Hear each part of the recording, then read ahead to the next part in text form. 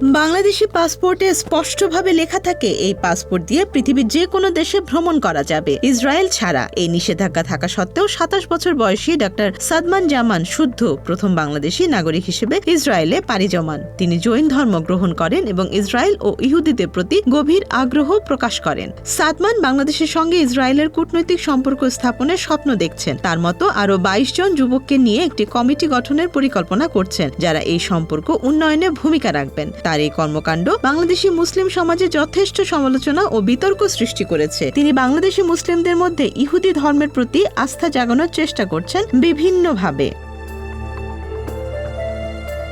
শৈশব থেকেই সাদমানের ইসরায়েল ও ইহুদিদের প্রতি অনুরক্তি জন্ম নেয়। তার দাদা বিশেষভাবে এই আগ্রহ তৈরিতে ভূমিকা রেখেছেন। দাদা তাকে ইহুদি ধর্ম ও ইসরায়েল সম্পর্কিত বই প্রদান করেন, যার মধ্যে অ্যালান ডোরশচিদের লেখা দ্য কেস ফর ইসরায়েল সবচেয়ে প্রভাব ফেলে। মাত্র ১২ বছর বয়সে বইটি শেষ করার পর সাদমানের মনে ইহুদিদের প্রতি আগ্রহ জাগে এবং ইসরায়েল সম্পর্কে ইতিবাচক দৃষ্টিভঙ্গি তৈরি হয়। দাদা বলতেন, ইসরায়েলেরও টিকে থাকার অধিকার আছে এবং প্রথম দেশ যেখানে তিনি যাবেন তা হবে ইসরায়েল। দাদার এই প্রেরণাই পরবর্তীতে তার কিশোর বয়স থেকে ইসরায়েলের প্রতি আগ্রহকে শক্তিশালী করে। শিক্ষা জীবনে সাদমান চট্টগ্রামের কলেজিয়েট স্কুল থেকে ২০০৭ সালে এসএসসি, চট্টগ্রাম মুহসিন কলেজ থেকে ২০০৯ সালে এইচএসসি এবং চট্টগ্রাম মেডিকেল কলেজ থেকে ২০১৬ সালে এমবিবিএস সম্পন্ন করেন। চট্টগ্রাম মেডিকেল কলেজে ইন্টার্ন হয়ে ঢাকার বারডেমে চিকিৎসক হিসেবে কাজ করার পর ২০১৬ সালের আগস্টে চাকরি ছাড়েন এবং লন্ডনে চলে যান। কুইন মেরি ইউনিভার্সিটিতে পাবলিক হেলথে মাস্টার্স শেষ করার পর তিনি যুক্তরাজ্যের ব্ল্যাক পুল ভিক্টোরিয়া হাসপাতালে ট্রমা বিশেষজ্ঞ হিসেবে যোগ দেন। লন্ডনে অবস্থানকালে তিনি জিউস সোসাইটির সঙ্গে যুক্ত হন এবং পরে সাধারণ সম্পাদক হিসেবে দায়িত্ব নেন। তিনি ফ্রেন্ডস অব ইসরায়েলের বিভিন্ন কর্মকাণ্ডে অংশ নেন এবং ইসরায়েল রাষ্ট্র গঠনের পক্ষে সক্রিয় ভূমিকা পালন করেন। ২০১৬ সালের নভেম্বরে তিনি ইহুদি ধর্ম গ্রহণ করেন। ২০১৭ সালের ফেব্রুয়ারিতে প্রথমবারের মতো ইসরায়েলে পাড়ি জমান। বাংলাদেশি পাসপোর্টে থাকা নিষেধাজ্ঞা অমান্য করে তিনি ইতিহাসে প্রথম বাংলাদেশি হিসেবে ইসরায়েল ভ্রমণ করেন।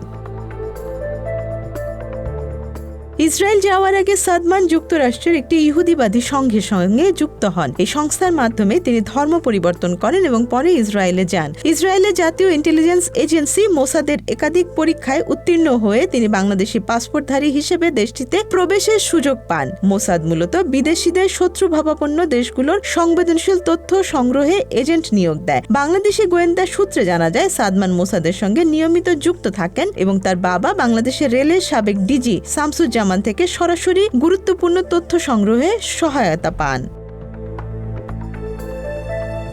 সাদমান জানিয়েছেন, তার বাবা নাস্তিক, মা মুসলিম। নিরাপত্তার কারণে বাবা মা সাদমানকে যুক্তরাজ্যে পাঠানোর পরামর্শ দেন। গোয়েন্দা সূত্রে জানা গেছে, শামসুজ্জামানের বন্ধুদের মাধ্যমে রেলের টেন্ডার ও দুর্নীতির মাধ্যমে সাদমানের লন্ডনে বড় সম্পদ ও ব্যাংক ব্যালেন্স গড়ে ওঠে। সাদমানের অ্যাকাউন্টে ইন্দোনেশিয়া, দুবাই, হংকং, চীন ও সিঙ্গাপুরের বিভিন্ন ব্যাংক থেকে মোটা অঙ্কের অর্থ লেনদেন হয়েছে। ধারণা করা হচ্ছে, দুর্নীতির মাধ্যমে সাদমানের মোট সম্পদ কমপক্ষে ৫০০ কোটি টাকার বেশি।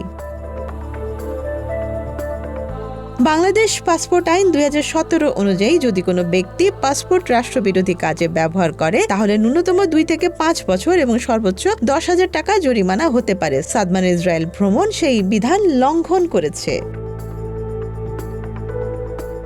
এক সাক্ষাৎকারে সাদমান জানিয়েছেন, আমি নিজেকে ইসরায়েল ও ইহুদিদের রাষ্ট্রদূত মনে করি। আমি বিশ্বব্যাপী ইসরায়েল বান্ধব মনোভাব তৈরিতে ভূমিকা রাখার প্রত্যয় ব্যক্ত করছি। আমি প্রাপ্তবয়স্ক, তাই ধর্ম পরিবর্তনের সিদ্ধান্ত সম্পূর্ণ নিজস্ব। আমার বাবা নাস্তিক, মা মুসলিম। তিনি আরো বলেন, বাংলাদেশের স্কুল ও সমাজে ইহুদি বিদ্বেষ প্রচলিত, তবে পরিবারের খোলামেলা পরিবেশ ও দাদার প্রেরণা তাকে ভিন্ন দৃষ্টিকোণ দিতে সাহায্য করেছে। তিনি মনে করেন, বাংলাদেশের মানুষ জানে না যে ইসরায়েলও টিকে থাকার অধিকার রাখে এবং বাংলাদেশের স্বাধীনতা যুদ্ধে ইসরায়েল কখনো সহায়তা করলেও তা ইতিহাসে উল্লেখ করা হয় না।